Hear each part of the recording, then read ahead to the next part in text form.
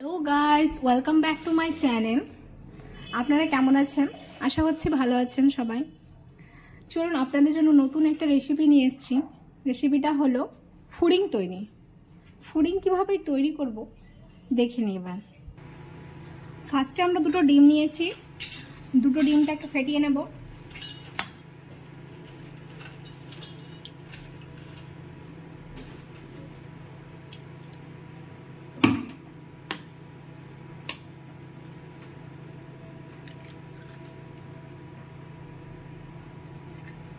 এবার এটাকে ভালো করে হ্যান্ড ব্লেন্ডার দিয়ে ফেটাবো।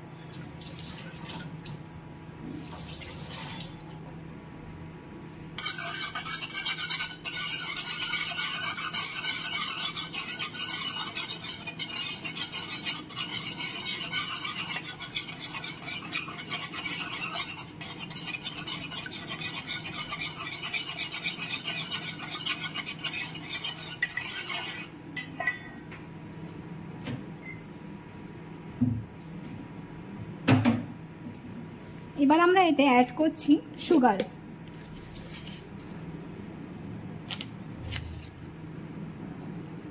ওয়ান স্পুন,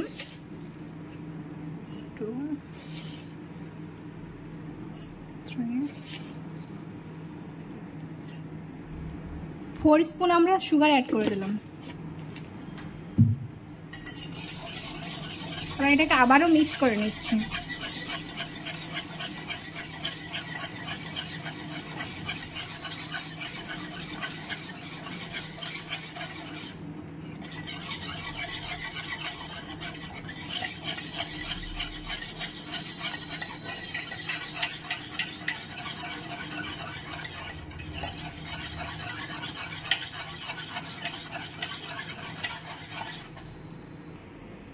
এবার আমরা অ্যাড করব 2 টেবিল স্পুন গুঁড়ো দুধ।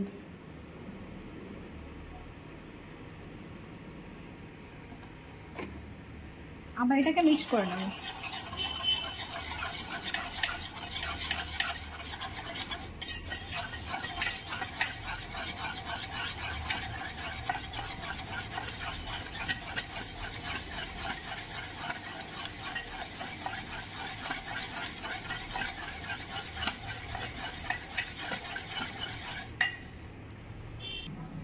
এরপর আমরা লিকুইড দুধ নিয়েছি, লিকুইড দুধটাকে ফুটিয়ে নিয়েছি হালকা। এবার এতে আমরা অ্যাড করব 1 টিস্পুন কাস্টার্ড পাউডার।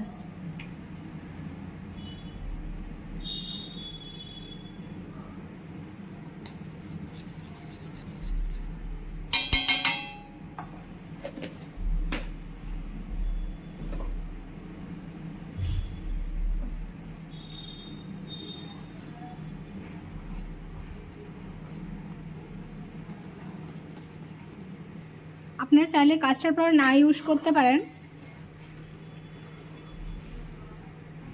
এবার আমরা দুধটাকে ঢেলে নেব বাউলের মধ্যে।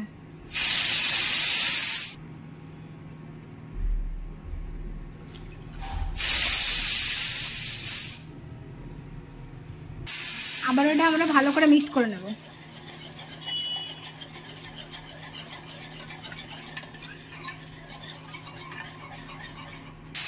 এবার আমরা আর একটা কড়াই নিয়ে নিয়েছি।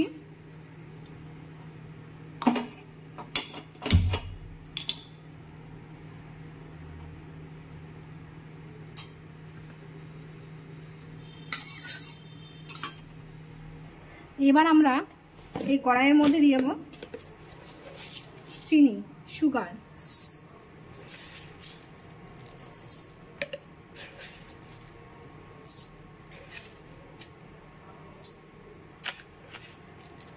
ফোর স্পুন সুগার অ্যাড করবেন।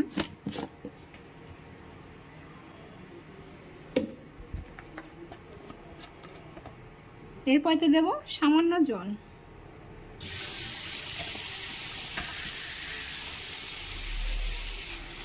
এবার এটা নাড়তে থাকবো।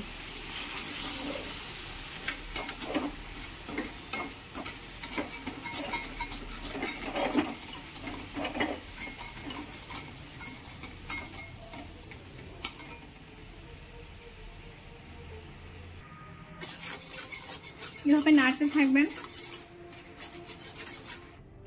এই দেখুন, এবার চিনি সেরাটা এরকম ব্রাউন বা রেড হতে পারে, রেড বলতে পারেন আপনারা। এরকম হয়ে আসলে আমরা এটাকে ঢেলে নেবো একটা বাউলের মধ্যে।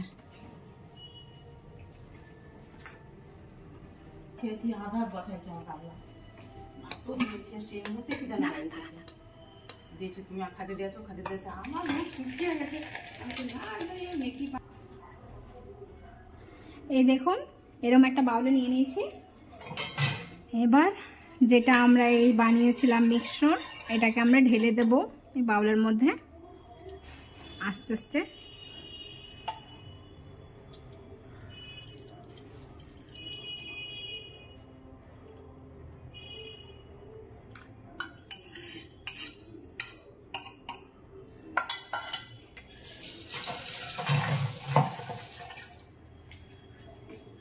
এবার এটাকে আপনারা গরম জলের ওপরে রেখে দিয়ে ভাপ দিতে পারেন ঢাকা দিয়ে, তাতেও হবে, বা এয়ার ফ্রাই ইউজ করতে পারেন।